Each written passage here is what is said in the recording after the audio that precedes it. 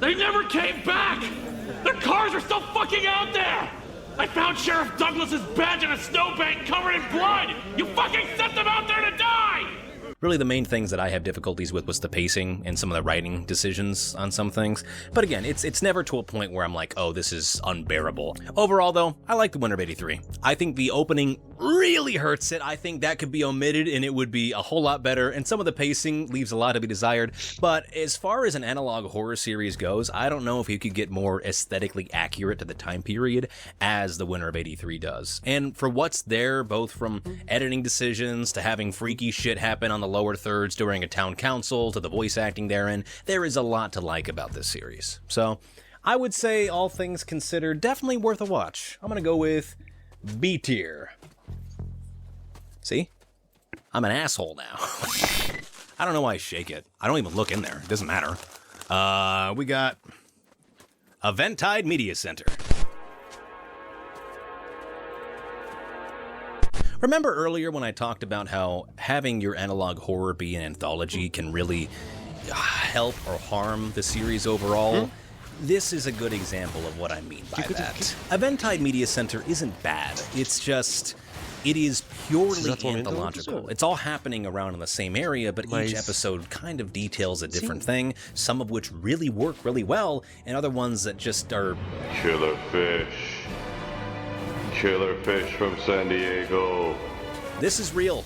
It's just a water park where you feed a giant fucking fish. I like the fish. I want good things for the fish. I would gladly sacrifice myself for the fish. It may not be canon anymore, but this was my favorite episode. There's a whole episode dedicated to the fucking pink gems, the gems from The Sims, but they're pink now and they're coming down and they're gonna fuck you up. Here's computer technology. Neat. I don't know, those compared to like stuff like a giant being excavated underneath a city that comes up and destroys a town council meeting discussing that very giant, or a giant walking skeleton that's on fire during a controlled burn as we slowly learn more and more and more about how fucked up this entire thing is. Those are great episodes. When compared to The Shapes, it leaves a lot to be desired. But I think that's probably the best way to describe the series, which is just primarily hit or miss. It's not bad on the whole of it, but there are some episodes that I could definitely see myself watching again, and others that I'll probably never touch. Sadly, though, the Eventide Media Center and its analog horror series have been canceled because I believe the creator got some kickback for having the last one kind of be about a school shooting, when in reality it was just this dude. Interesting choice, but yeah, Eventide Media is more or less canceled, so I do not believe we'll be getting any more of them. Some people have taken up the mantle. Some person uploaded this.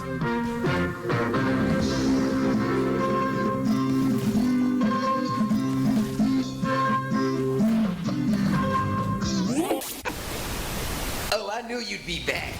You just couldn't resist. We are back with some more Corey X cooking. Oh, wow. I don't know if that one's canon, but ultimately I'd still recommend giving it a watch. It's not bad by any means, but you'll probably definitely see what I mean when I say some episodes are phenomenal and other ones could be better. B tier for you. We've got, oh, Angel Hair! Help me, Angel Hair. Don't be... What can be said about Angel Hair? Angel Gabby can get it. I am not a fur. I'm not a fucking fur. Stories about a guy named Jonah picking up VHS tapes from his local thrift store for an old cartoon he used to watch called Angel Hair, and realizing that what he was seeing was nothing like what he used to watch back in the day. He goes home, finds the original VHS tapes of Angel Hair, and discovers that Angel Gabby has been talking with him and was coaching him and trying to keep him safe throughout his entire childhood, or at least as long as he watched the show. Just like Babe, you can grow up to do whatever you want, Jonah. That's what makes you special. A thing I really like about Angel Hair, not just, the fact that Angel Gabby can get it, it's because it kind of walks a line between being horror and just plain wholesome. Like, yeah, there are definitely moments in the series that are unsettling and that are meant to be scary, like Angel Gabby communicating with Jonah via this old television show, teaching him how to disassemble a gun and hide all the parts, having him nod to her whenever his dad has left the room, like, I'm no good at fighting actual battles. Not once if he's not coming back for a while. I want you to take that off the table very carefully, only holding the handle. It might be heavy.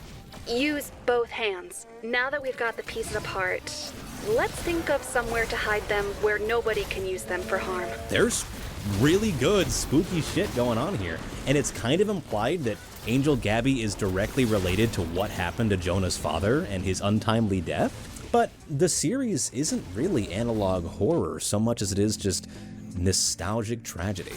I would describe Angel Hair as a very intimate analog horror experience. If you grew up in a situation similar to Jonah's, or had a troubled childhood and had to find comfort through, media, or through cartoons, or through characters that were, synonymous with Angel Hair, it hits on a really vulnerable part that I have not seen a lot of other analog horror series do, and I kind of love it for that. But I think it also kind of sets the standard for what should be expected and what you can do when you base a series around something that is oftentimes as ubiquitous as childhood trauma, childhood fears, and the want to have a sort of comforting presence within it, and having to find that through media. I will say I think some of the male unboxing episodes do really mess up the flow, and a lot of the titles and thumbnails for the videos are just downright completely fucking misleading and kind of paint Angel Gabby in a sort of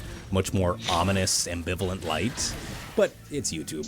I get it. You have to have those salacious titles to get people to click on it. And overall, I don't think that detracts from the series at all. For what it sets out to do and what it does, I think the series excels. And I would recommend it to anyone, personally. Wow! Now let's get in the closet. I wonder if I could pick this up with my foot. Ow! Ow! Ooh, that hurts. Ooh, I forgot about the push pin. Midwest Angelica. Midwest Angelica is actually one of the lesser known analog horrors on this list, which is really too bad because it's fucking stunning. The series is pretty early on into its run so far, so there's not a whole lot to delve into. However, what is there is really good. Midwest Angelica is one of those great examples of something that fully embraces the time period in which it's in. It has that sort of late 90s to mid 90s aesthetic to it, to some of the visuals that appear on screen, how information is disseminated overall. Like, there is a certain level of cinematography that's going into this analog horror series that I don't think a lot others really concern themselves with. Like, there's genuine shots that are fucking amazing looking. I don't know how I feel about them making the big bad alien dude actively have a voice and capable of speech and, shit talk. The vastness of space. Let your soul sing, great spirit, for all eternity. I don't know. It just that seemed pretty goofy for me. Having him up there being like, y'all ain't seen nothing yet. With more of his appearances, I think I'll get more used to it. And, I'm willing to let go small nitpicks if I think that it'll be better explained or better expanded upon down the road. Overall, Midwest Angelica is really good. It's visually stunning. Some of the shots in it are genuinely like pieces of art, like really phenomenal composition that went into it. The aesthetic design that it has for its 3D sections and things of the like are really interesting to look at. Its cosmic horror parts as well are really interesting too. I can safely say I've never watched an analog horror series where there's a prolonged section about us just fucking nuking aliens from orbit to classical music.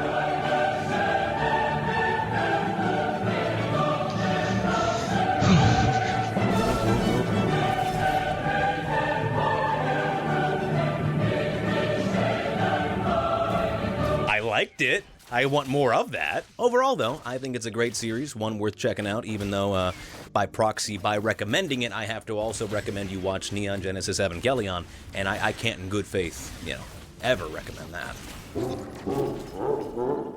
But yeah, Midwest Angelica, fun watch. I'm excited for there to be more to sink my teeth into so I can really form a full opinion about the series as a whole, but as of right now, I really can't write anything terribly bad about it, so I would say A tier. Did that? Wow, that went in super easily. All right, give me a good one. Give me a good one. No whammies. Ooh, the Smile Tapes.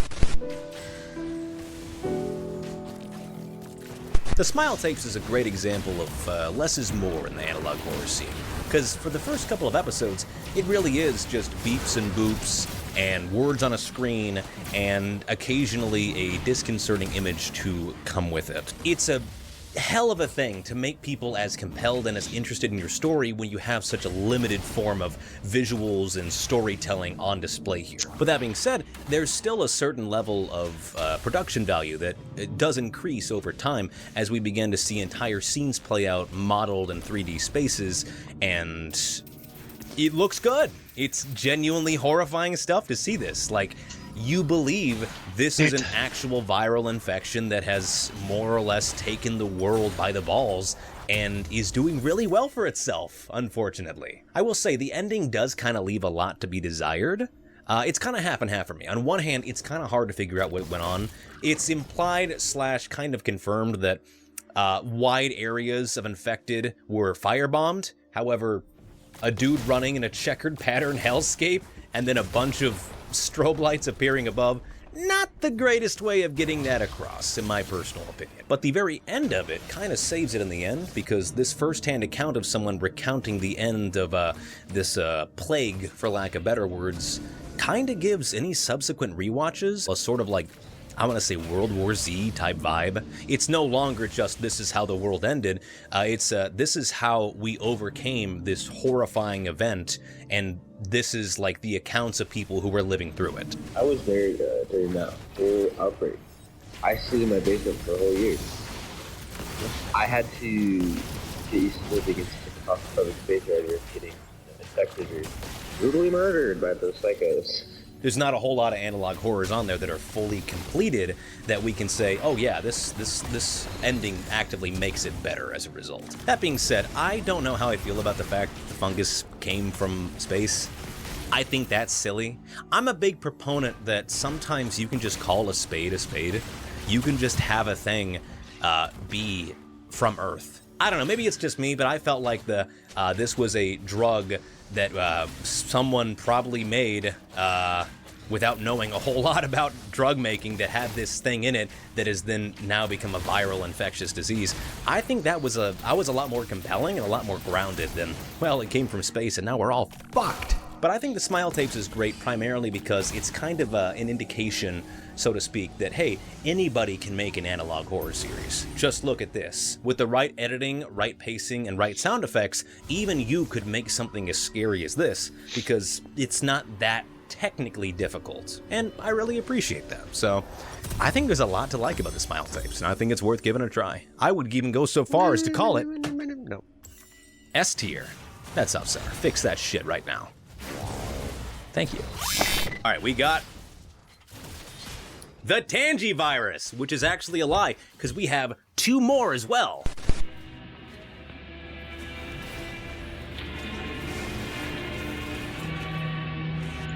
That's right, motherfuckers, we have a triple feature here. The Tangy virus, the Oracle Project, and the Human Trial, all of which were made by the same creator, Vintage 8, and are all a part of a larger ongoing series that, yes, has even more sequels beyond just these 3. But I decided that that would be best fit for a later video, assuming I ever make a part 2 to this, and, you know, I didn't want to watch them all.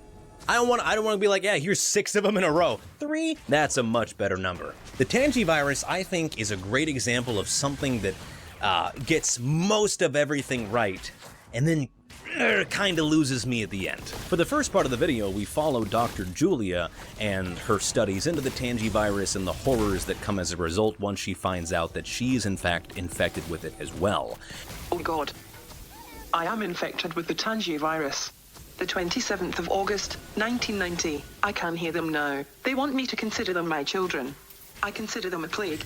I think the first part of the video is probably the strongest. Having her as our narrative focal point, or as our sort of like insert character for ourselves, is really interesting. Primarily because we see the great lengths that she goes in attempting to cure herself, to the point where she's actively taking like chemotherapy made for dogs. She's trying to actively make her body as less palatable as possible, because the Tangy virus is like microscopic organisms that sort of take over your brain and bring you a part of a hive mind. Following along with Dr. Julia's research and her ratcheting up desperation to become foi cured of this Nossa, thing is, caralho! I think, where the Meu video Deus! is at its strongest. I think it What has the the most fuck? going for it around that time.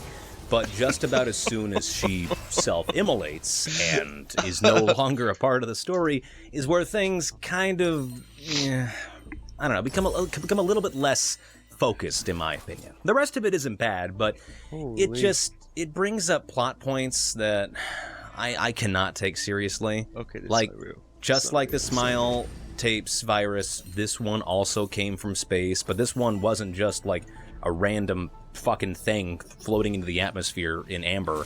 This thing was brought by lizard people. That's a real plot point. I do not like that plot point. Again, sometimes I really think a spade can be a spade. I think a scary thing that could have originated because of human pollution and the fucked up things we were doing to our water system in Kate's Crossing, where it takes place, would be really interesting. And no, it was the reptile people from Planet Fuck who brought it down and put it in our water supply and are trying to turn us into hive-minded lizard folk. I mean, this is what do you think tap water is? It's a lizard bomb, baby. But that's just me. And again, I think this is indicative of, well, as like, this is part of a much larger ongoing series.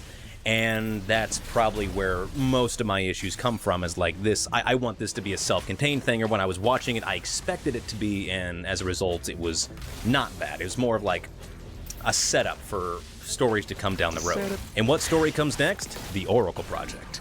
First, let's actually put this. Oh no! I'm gonna put that in B.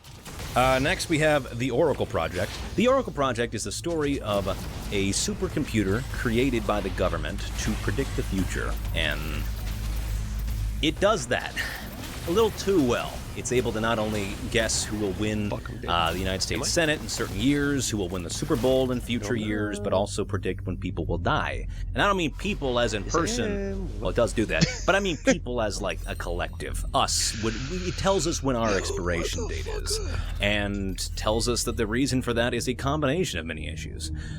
I think the Oracle Project is the more compelling of the two, or really of the three, but we'll get to the human trial in a second. I think it's the most compelling and most engaging one to watch because I was not bored a second of it. The characterization of both Oracle and the scientist leading the program is so human, and interesting to the point where you find yourself rooting for both of them to be able to find a cure for the Tangivirus and be able to save humanity. If I thought the Tangivirus was good at having like a certain slow buildup of dread and tension, then the Oracle Project excels at that. It feels like our main characters are against the clock, and that might be because they are. Again, it introduces things that will appear in future stories that I think would have probably been better off not mentioned at all. There's a line about humans from alternate realities fighting a battle for existence itself, which it doesn't come up again in the video. And I don't think it should have been mentioned at all. Look, I'm not against that idea. It's just I think that would have been better off to be saved for its own story down the road and then build upon that from there. I don't know. It just seemed... That's distracting. Am I wrong? Am I stupid? Is that distracting? Look, I thought the lizards were bad, but no, the alternate humans from different realities, that feels even more distracting somehow. But regardless of that plot point choice, the Oracle Project's really good. It's very compelling. It keeps your attention from start to finish. It has a certain building tension that I don't think was recaptured in the human trial, and I don't think was even as well done in the Tangivirus either. I will say the ending is a little bit predictable, since Oracle is a sentient artificial intelligence, so you can probably already guess what his plan is for humankind. But I will say it is kind of fresh that his first thought isn't, I need to kill you all to save you from yourselves, in more of just, I need to pacify you as a race so thoroughly that we take free will out of the equation. Honestly, I think the Oracle Project was my personal favorite out of all of them. It just has that perfect mixture of like ratcheting tension, race against the clock, compelling characters, and realistic fears that exist at the time frame too, that, you know, I think it really works. And the fact that it's all done in kind of the same, you know, aesthetic design as the Tangivirus was, and I think there's a lot to like about it. So I'm gonna put the Oracle Project in A tier. All right, the human trial. It's goofy. I'm sorry. The human trial's really goofy. The human trial is about a dude and his best bud and his girlfriend, and one day he gets a text and he's like, hey, you want to make a lot of money? All you gotta do is answer my questions. And the guy's like, I like money and I love answering questions, even though I'm really bad at it. And then he takes quizzes, and slowly they become worse and worse and worse, and he is actively responsible for his girlfriend's incarceration and for an entire building of people exploding, and I think a train derailing at some point as well. Oracle is the main antagonist of this one as well, and his characterization is so vastly different from the Oracle Project. Like, in the Oracle Project, you got the idea that Oracle was sort of this cold, calculating, but, you know, still had that glimpse of humanity. It was very clear he was still made by humans and just acting out of what was the most logical thing for a creature created by humans. There is an 80% chance we will speak again, Dr. Stevens. You have been a true friend. Thank you. You will try. Goodbye. In here, he's just a fucking psychopath. Homeboy's using exclamation points and smiley faces at the end of the day. He's pushing our main man to the absolute edge. Like, he's kind of a dick now.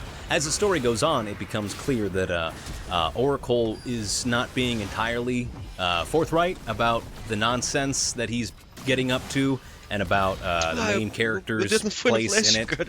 As it turns out at the end, Oracle is actually God, and this entire thing was a simulation that he created to find out, like, basically to better understand humanity and humans as a whole.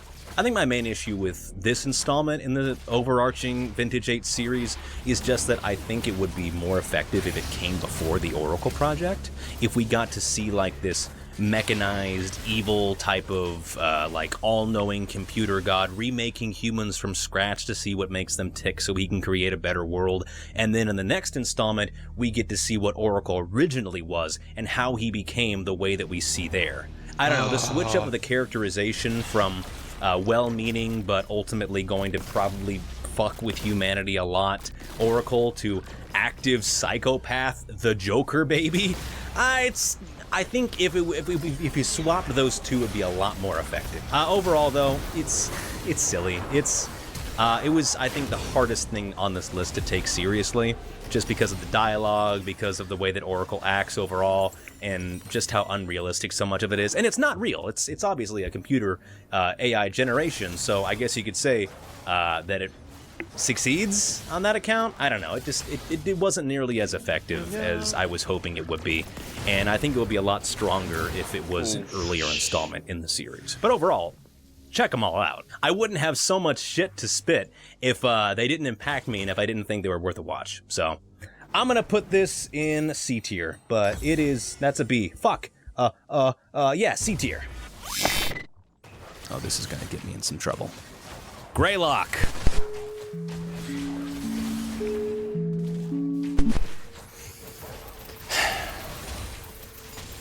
I did not care for Greylock, personally, and let me tell you why. Greylock is a visually very good-looking analog horror. I think that aesthetically, it fits perfectly within the genre. I think that its visuals for when it comes to its scares and horror are really good as well. I think that ultimately Greylock is a great analog horror to see screenshots from and to see little snippets from. It is a beautifully made series. There is no part of me that would say otherwise.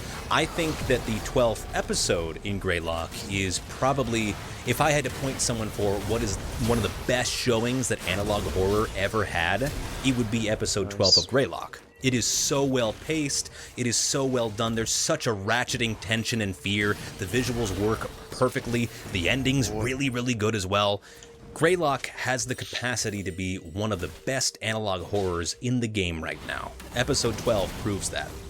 Episode 1 through 11 do not. My main issue with Greylock is that it suffers from what I believe to be Season 1-itis, which is when you're making a Season 1, but you've already planned out to Season 3, and so there's a part of you that doesn't want to wait. And so plot points, significant things that will happen in future seasons start being placed into Season 1. The main issue I have with Greylock is that it doesn't stop introducing things. The reason I say that is because So much of Greylock just screams to me as an analog horror series that doesn't know what story it wants to tell. And so instead of choosing one, it picks everyone. Sometimes Greylock is the story of thought forms and tulpas and the freaky shit they get up to, how to summon them, and how to contain them. Sometimes Greylock is the story of miners trying to get into the catacombs of Mount Greylock itself, and how they discover that there's been essentially leftover remains of civilizations that aren't even known about, and it also turns the miners into frightening nightmare creatures. Sometimes Greylock is the story about a conspiracy that is attempting to get a dude to get to the bottom of something or other. Sometimes Greylock is the story of Semiodyne and how they actively decided to kill Kennedy and work with LBJ to get a lot of cameras inside of everyone's house so they could just spy on them for reasons. Sometimes Greylock is the story of babies disappearing from people's wombs from cult-like activity, apparently. Another issue I have with Greylock is the way in which it does the dissemination of information. It is incredibly slow. The pacing for Greylock is, I would say, almost to the point of self-parody.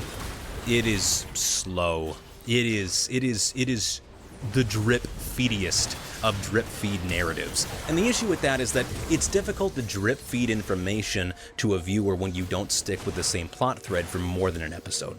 It's difficult to care about something when you are given so little information on it in one installment and then you're actively switching gears to a different one. On top of that, I think the dissemination of information through Greylock is incredibly poorly done from an accessibility standpoint. The first couple of episodes, at this point of recording, do not have closed captionings. There is an incredibly garbled speech coming over the radio that I cannot fucking understand. I thought I think it's episode 2, there's an entire section where this guy is doing, this guy's preaching on the radio, and then it becomes garbled afterwards. He said, quote, "Our adversary, the devil, goes about like a roaring lion, seeking his..."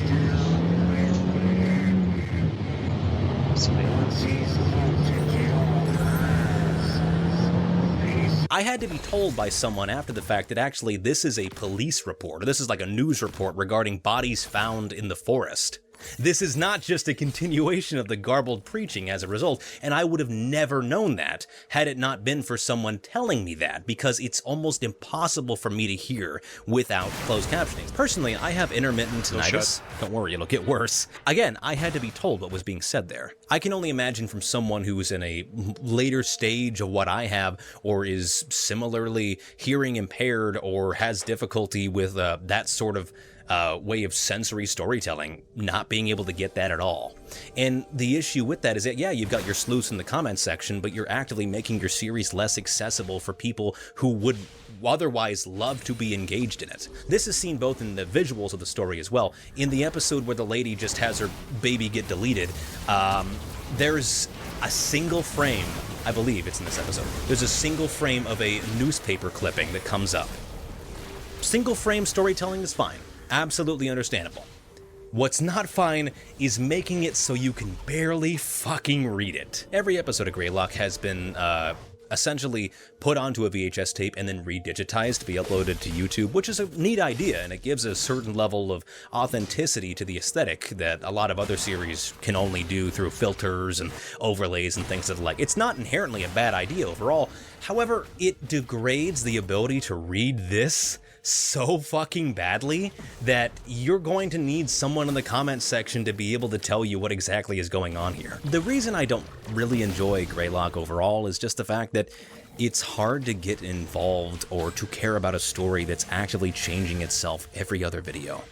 A story that is not told to you in a easily accessible manner, and a story that is so slow and so long-winded despite the fact that you are being given so little information. So some of these speeches and some of these episodes should not be going on as long as they are for us to have learned as little as we do. For as little as what's being shown to us actually ties back into what is ultimately understood. And perhaps future episodes will remedy this and make it, all the better, and make all of these disparate plot points fit back together and make a lot more sense. But as of right now, I'm sorry, but 12 episodes in, that's a lot to do. But ultimately, Greylock is a visually stunning analog horror that, when it's good, is actively pushing the boundaries of what the genre can do as a whole, and when it is bad, is just really slow and difficult to follow, and just, and I hate to say this, kind of boring on occasion. So, if you're interested, again, check it out. I recommend everything that's on this list, at least for anyone curious, but I'm gonna put that in C tier. Oh, hi. I didn't go anywhere. I certainly didn't take a nap in the past 2 hours, and this is all happening continuously. This little... I just changed because I was too warm. Fuck you, Ekva. Did you know Ekva was actually made by the same guy that made Marble Hornets? That's right, the Hornet made this. Ekva is a weird series, and it's a little hard to talk about just because it's... Well, it's a weird series. It's a little hard to talk about. It's like halfway's analog horror, broadcasting, and then a lot of the rest of it is just live-action portions of this guy going to an abandoned house that he doesn't really have the money to fix up all that well, but just kind of lives in. Something unique about Ekva that I kind of enjoyed was the fact that it's more or less primarily an ARG. A lot of the story is not given to you through the episodes themselves, but rather kind of, you know, gleamed as you were able to do your own research and follow certain hidden links and, you know, essentially take part in an altered reality game. I know that's really hit or miss for some people. Personally, I don't really love ARGs all that much just because I don't think there's a more perfect testament to, like, internet FOMO than quite, like, discovering a completed ARG and just sitting down and being like, well, I'm not going to do anything. I'm just gonna listen to this guy talk about it. I would probably describe Ekva as the same sort of slow burn as Marble Hornets, in a way, where it's very stingy with its scares and whatnot. Oftentimes, it's primarily just world building, it's getting from point A to point B, it's ratcheting up the tension, which, for some people, will create... You know what? A música veio na minha cabeça. A música vai vir nos meus ouvidos. Pinka. Não tem, cara.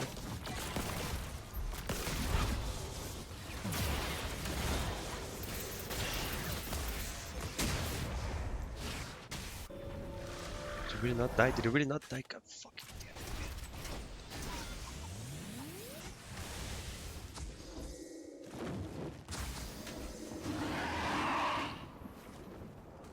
I don't like it.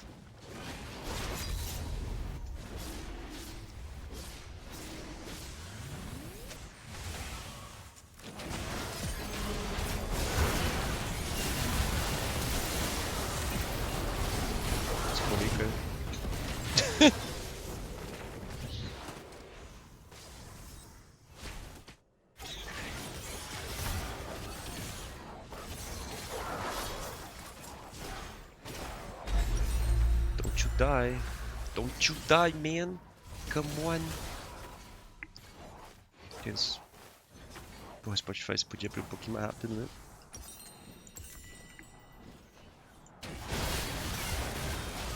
What? Let's go.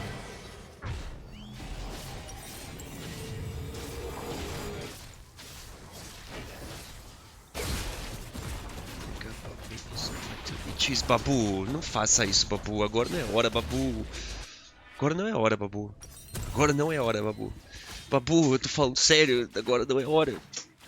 Go, just move, move, move. Go, go, go, go, go, go. Yeah. Oh, boy. Oh my god. Ok. Tirar o arte. Pega trinket azul. Nossa, puta que pariu.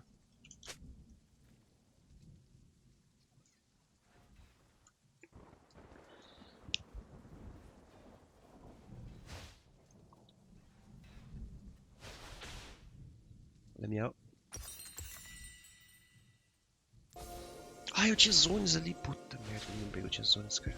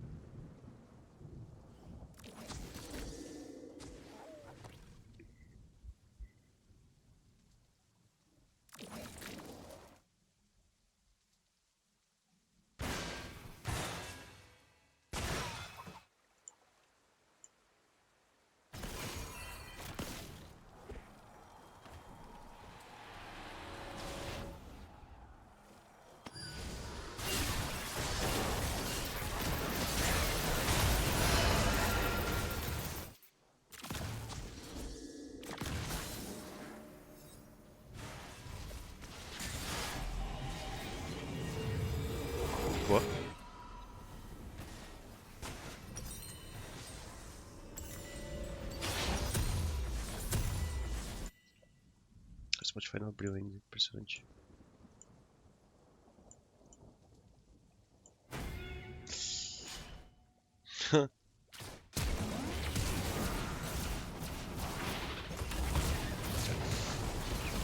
Ah, man.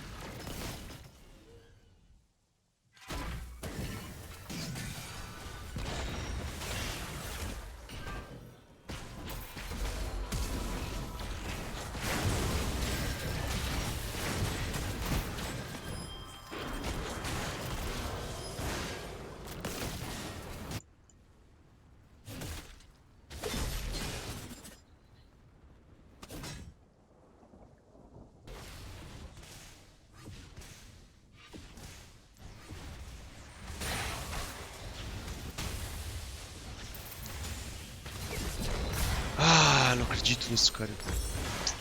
Joguei mal, joguei mal.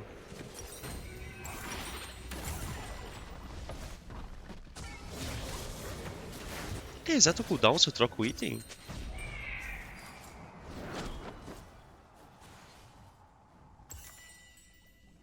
Oh. Vou ver quando eu nascer, porque eu não tenho certeza, mas... Não, não, não, não, we got this, man.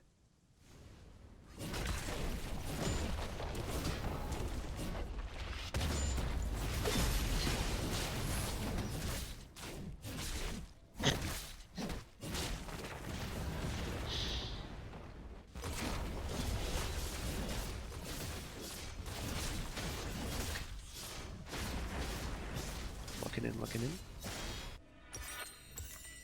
Ele reseta o cooldown, que massa. Difícil um caso que faça sentido, mas...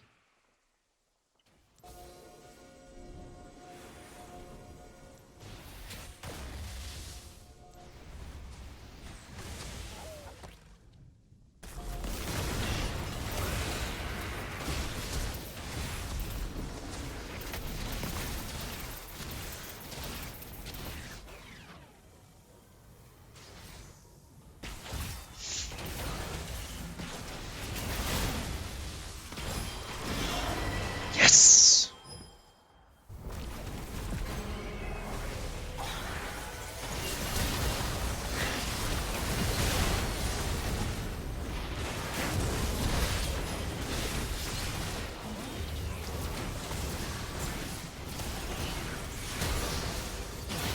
Filho da puta!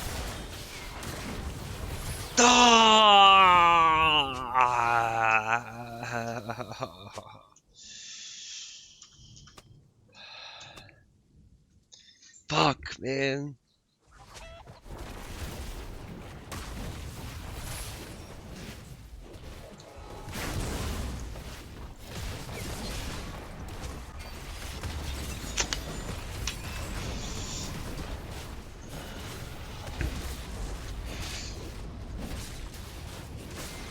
Isso não é verdade, Graves. A gente ganhou vários outros.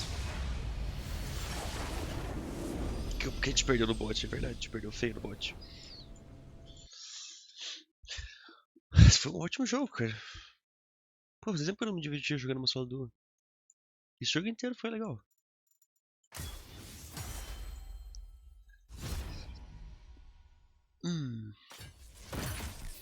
Cartão. Nossa, eu tive MD5 isso.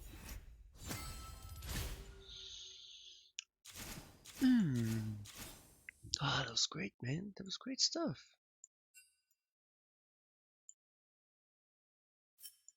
Spotify só morreu, né?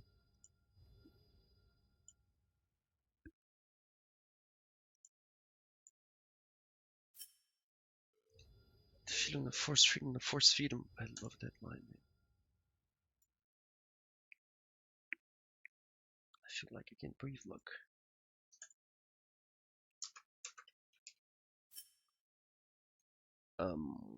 Won't be.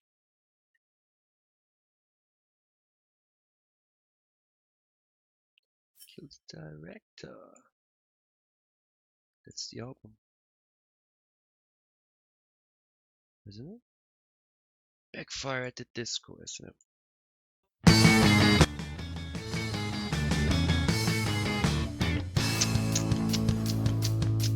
It's 8 o'clock and I'm feeling fine. I'm out on a date tonight in a cabaret restaurant down by the riverside.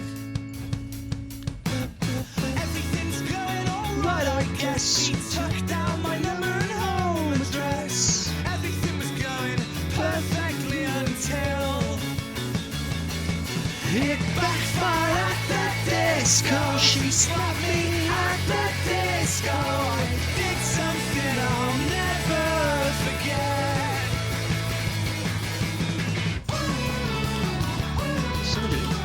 Some direito, mas audio engineering.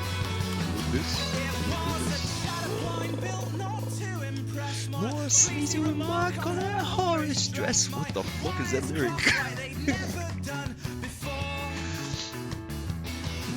It's 3 o'clock and I'm feeling shite. Alone tonight, everything's going perfectly until it backfired at the disco. She slapped me at the disco. I did something I'll never forget. It backfired at the disco. We were dancing at the disco. I made a move when it was well out of context. You fucking idiot.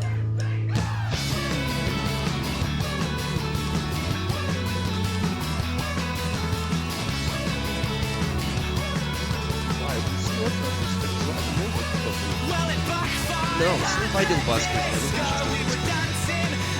Chega ficou nem bem, cara. Mas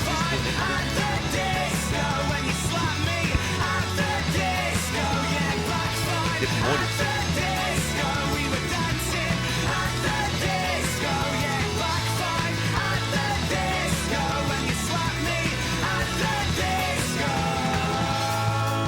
Cara, eu pego um pio aqui, eu acho, só pra não, né?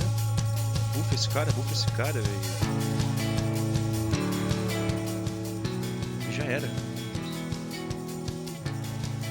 Quando foi, já era.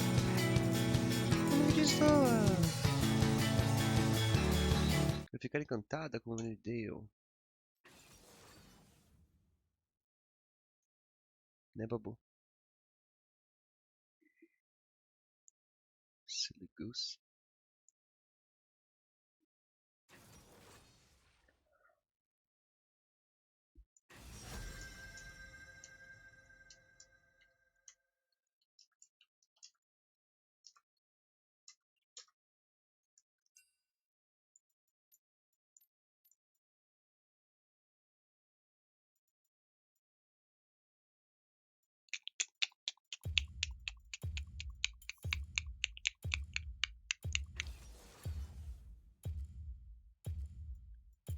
Karma, sei lá. I don't fucking know.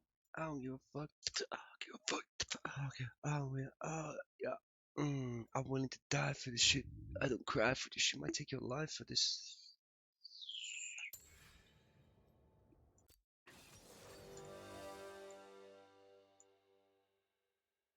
Lucien Brown? Ok.